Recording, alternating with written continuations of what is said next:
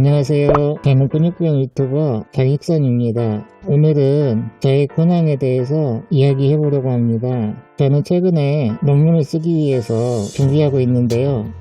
제가 사회복지대학원에 21년도에 수료를 했는데 아직까지 논문을 쓰지 않아서 석사학위가 나오지 않은 상황이거든요. 지금 논문을 쓰기 위해서 연구 중에 있거든요. 그래서 그것에 대한 이야기를 해보려고 해요. 저는 10년 동안 저와 같은 근육장애인, 근육병 환우들을 위해서 광주 근육장애인협회에서 회장으로 일해왔습니다. 사회복지사 2급 자격증은 있지만 좀 더 사회복지 전문성을 갖춰서 많은 근육병 환우들에게 도움이 되었으면 해서 2019년도에 광주대학교 사회복지전문대학원에 입시 원서를 냈습니다. 그날 학교로 면접을 보러 갔는데 면접이란 거는 언제 다시 해도 항상 긴장되는 것 같아요. 그렇게 해서 사회복지전문대학원에 입학하게 되었고 2021년도에 수료를 했습니다. 수료라는 것은 대학원 과정은 다 마쳤지만 아직까지 논문을 내지 않아서 학위까지는 나오지 않은 상태를 말합니다. 대학원을 힘들게 다녔던 2년을 다시 생각하면 정말 어떻게 다녔는지 모르겠어요. 저는 당시에 저는 협회 회장으로 일하고 있었기 때문에 낮에는 협회에 출근해서 일을 하고 대학원은 야간에 다녔는데요. 수업은 저녁 7시부터 12시까지 늦은 저녁까지 진행되었는데 저도 공부를 안 하다가 7시간 동안 앉아서 공부를 하니까 힘들긴 했는데 저 동행하셨던 활동지원사 임원은 밤늦게까지 수업에 같이 참여하시느라 고생을 정말 많이 하셨어요. 그때 하시던 말씀이 저 때문에 7시간 동안 앉아서 수업 내용을 책과 노트에 옮겨주시고 또 책장을 남겨주고 하시느라 고생을 정말 많이 하셨어요. 그리고 저도 수업을 따라가기 위해서 고생을 좀 많이 했어요. 왜냐하면 교과서로 쓰이는 대학원 서적들이 대부분 이북으로 나오지 않고 또 대학원이라서 책을 많이 봐야 되는데 그 책들을 일일이 스캔해서 보는 것도 힘들었고 공부를 하다 보면 물론 이해를 해야 되는 부분도 있지만 꼭 암기해야 되는 부분도 있기 마련이잖아요. 그런데 뭔가 암기를 잘 하려면 반복해서 여러 번 써보기도 하고 자기 나름대로 중요한 부분이나 포인트를 요약해서 자기 스타일대로 요약도 해보면서 해야지 잘 외워지는데 저는 스스로 필기를 할 수 없는 상태라서 어려움이 많았습니다.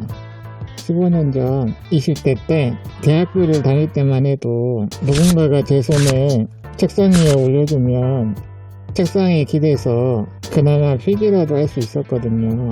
근데 그게 안 돼서 암기하는데 어려움이 있었습니다. 대학원 수료를 위해서는 두 가지가 필요한데요. 학점에 맞춰서 당연히 필요 학점을 다 채워야 되고 외국어 시험에 합격해야 되고 또 세 과목 정도를 자신 있는 과목을 선택해서 종합시험에 합격해야 합니다. 그리고 아주 당연하게 과제도 하고 발표도 하고 F학점 맞으면 안 되겠죠. 그리고 나서 학위를 취득하기 위해서는 저 같은 경우 석사학위죠. 논문을 제출하거나 추가로 수업 과목을 더 이수하면 논문을 제출하여 논문을 쓰지 않고도 졸업을 할 수가 있습니다. 학교마다 다른데 우리 학교는 석사과정은 그랬고 박사과정은 무조건 논문을 써야 된다고 하더라고요. 그런데 저의 선택은 힘들긴 하겠지만 기왕에 공부하려고 대학원에 왔고 제가 지금까지 활동했던 부분과 사회복지 그리고 장애인 분야에서 무언가 도움이 되고자 연구하고 또 배워보고 싶어서 논문을 쓰기로 결정하게 되었습니다. 그리고 많은 근육장애인들이 워낙 힘든 질환이라 학교 다니는 것을 포기하거나 중고등학교 과정도 못 마치는 경우가 많거든요. 제가 노력한 부분도 있겠지만 또 운이 따라서 대학원 공부까지 가정 형편이 되고 부모님이 적극적으로 공부를 하라고 하셨기 때문에 지금까지 올 수 있었다고 생각을 해요. 그래서 대학원 과정을 그분들을 대표해서 더 열심히 다녀야겠다. 어렵게 온 만큼 그런 생각도 있었습니다. 논문의 연구 주제는 근육장애인, 근육병 환우들의 생명권 운동에 대한 내용을 주제로 다루고 있습니다.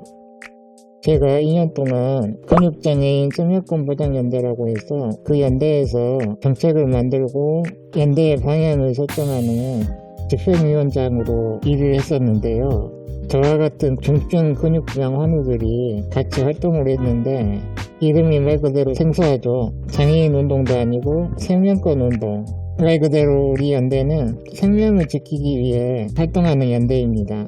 우리같이 인공호흡기를 사용하는 환우들이 혼자 있는 시간에 인공호흡기 호스가 빠져서 돌아가시는 사고가 여러 번 있었습니다.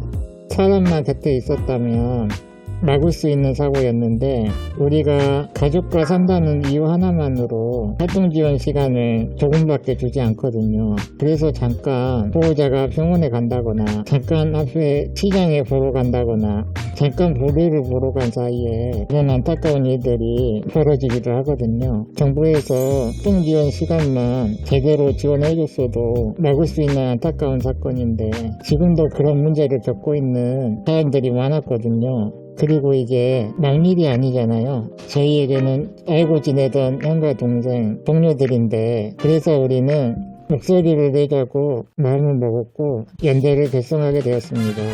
국회에서 토론회도 하고 국회의원도 만나고 기자회견도 하고 때로는 병원 침대를 끌고 광화문에서 청와대까지 행진을 하기도 했고 1인 시위도 했습니다. 우리가 비록 큰 힘은 없지만 최대한 할 수 있는 일들을 시도해보려고 노력했던 것 같아요. 그래서 연구 논문은 우리의 작지만 절박했던 생명권 운동의 발자취를 따라가면서 생명권 운동이 시사하는 바와 장애 운동에 있어서 의미를 되짚어보고자 합니다. 근육병 환우들의 삶, 우리들의 삶은 아직까지 세상에 드러나지 않았고 숨겨진 존재로 살아왔습니다. 연구 논문을 통해서 세상 밖으로 근육장애인, 근육병 환우들의 삶의 애환과 어려움들을 함께 이해하고 세상 밖으로 드러내는 것, 더 이상 음지가 아닌 양지로 우리의 모습을 드러내는 것이 중요하다고 생각합니다. 작은 힘이지만 제 연구 논문이 근육병 환우들의 삶에 조금이나마 도움이 되었으면 합니다. 구독자분들께 죄송한 말씀을 드려야 될 것 같아요. 제가 앞으로 논문을 써야 되기 때문에 지금처럼 영상을 자주 올리진 못할 것 같아요.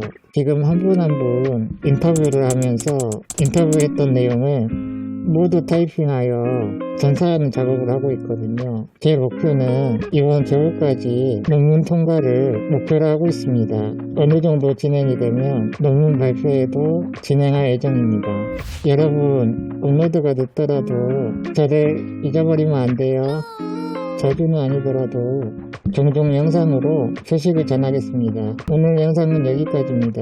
여러분 그럼 더 건강하고 좋은 모습으로 여러분들을 찾아뵙도록 하겠습니다. 그럼 안녕.